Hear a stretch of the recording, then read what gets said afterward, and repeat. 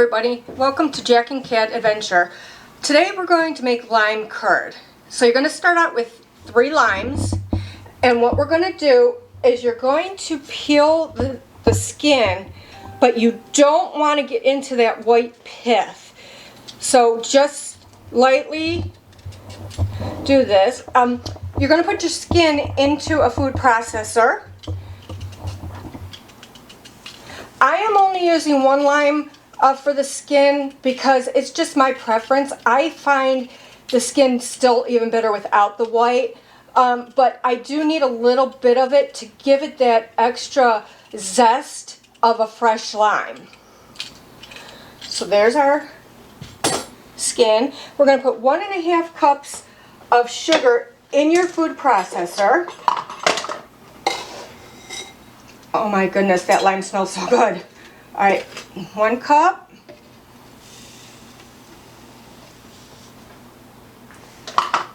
And 1/2 cup.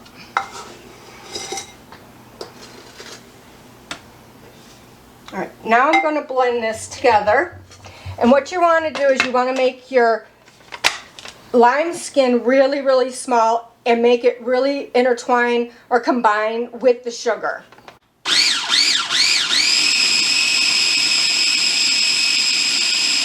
And you do want to use your metal blade in this too. It will go a lot faster for you.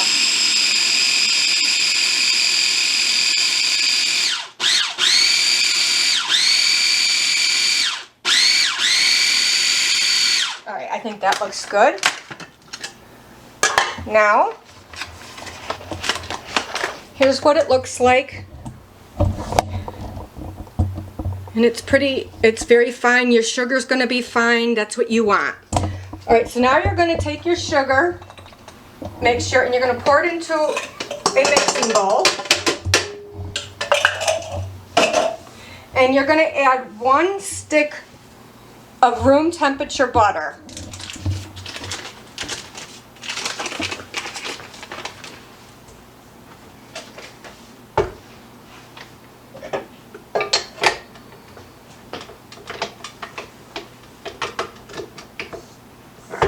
Now we're going to just let this mix for a while.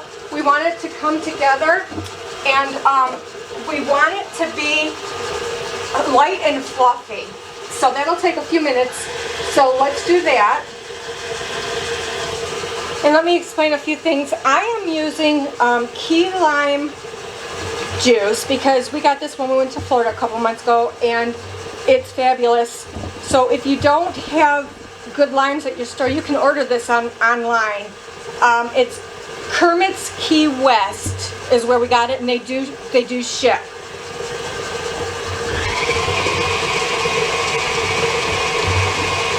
But if you can find good limes, just use the 3 limes. I would buy 4 limes because you're going to use the juice of your limes next.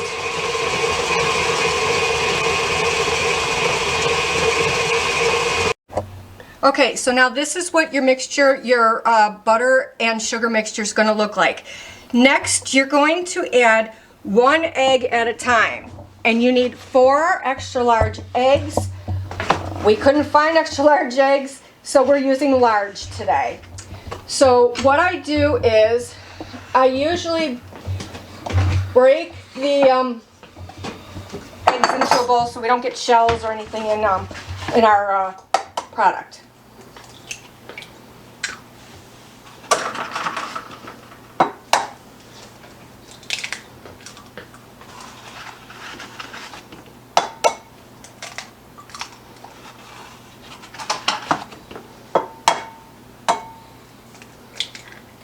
Okay, so we're going to add the eggs 1 at a time.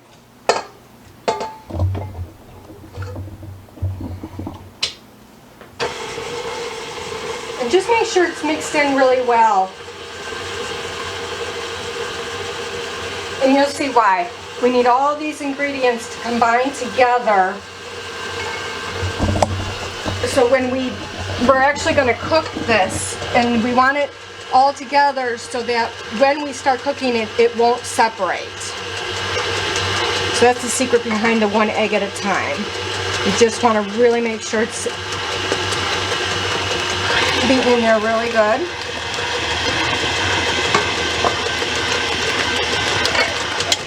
spatula.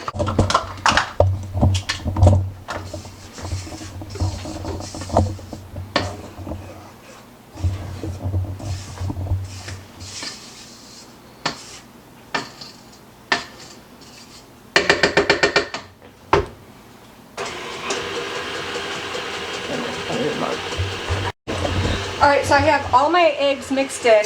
Now you're going to add 1/8 of a teaspoon of kosher salt and 1/2 cup of your lime juice.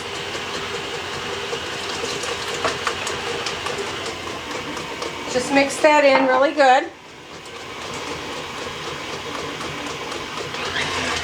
And remember to keep scraping down your sides and the bottom of your bowl.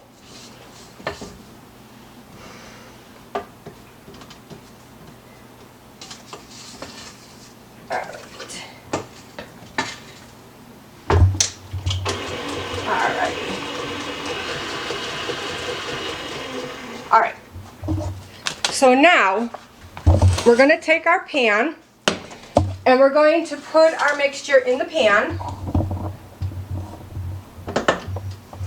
And the reason that we do it this way with the eggs is a lot of times you would put your mixture in your pan and then you would beat up your eggs and add them. But this way you don't end up scrambling your eggs because you're starting out with everything at room temperature and everything will heat at the same time. Just scrape everything into this bowl, into this pan.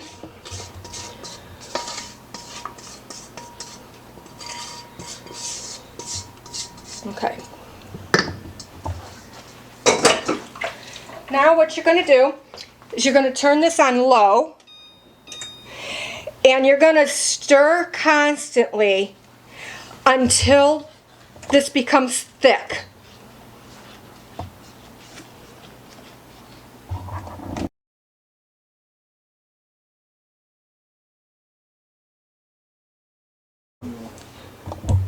Okay, so it's taken about 10 minutes to get to this stage of constantly stirring the curd. Now, it will start to thicken up as soon as you hit this smooth stage. So you're really going to want to pay attention to this because it could burn real quickly if you're not stirring it.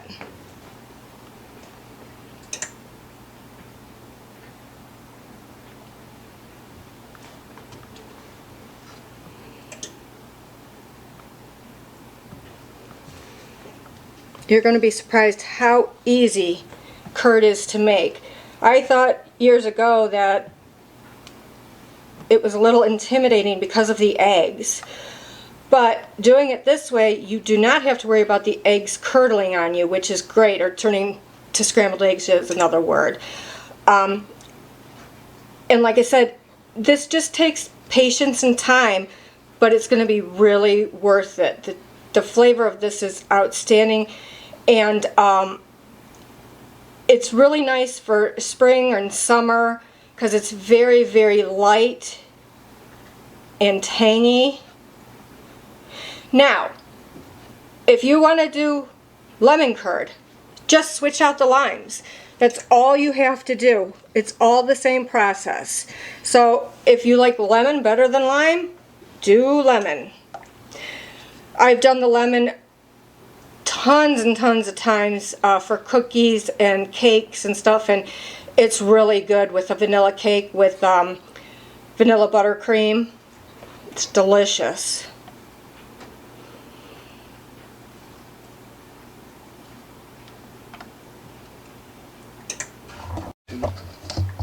So this is thickening up really nice. What we're going to do is we're going to pour this into a bowl.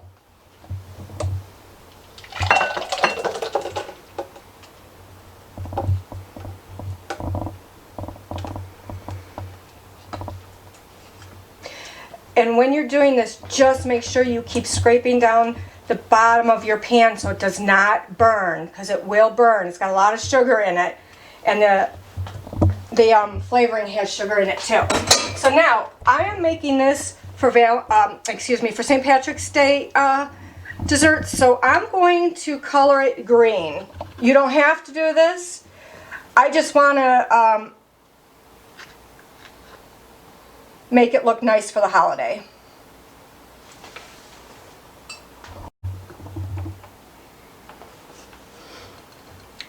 And I just got these colorings from Walmart. Actually, they were having a huge sale. It was a 12 pack for $1.12. So I bought them because they don't go bad. So now we got the color green that I'm looking for. So now what we're going to do is we're going to let this set out on your counter and get cool, cool enough to put in the refrigerator. When you go to put it in the refrigerator, you're going to get some saran wrap, plastic wrap, and you're going to put it right on the curd, because when you put that curd in the refrigerator and you take it out, if you don't put that right on the surface of the curd, it'll leave like a real weird film on top, and you're going to scrape that off because it will not blend back in. So the curd has to sit overnight, and then we'll continue on what we're going to do with it. Please like, share, comment, and remember, you do you.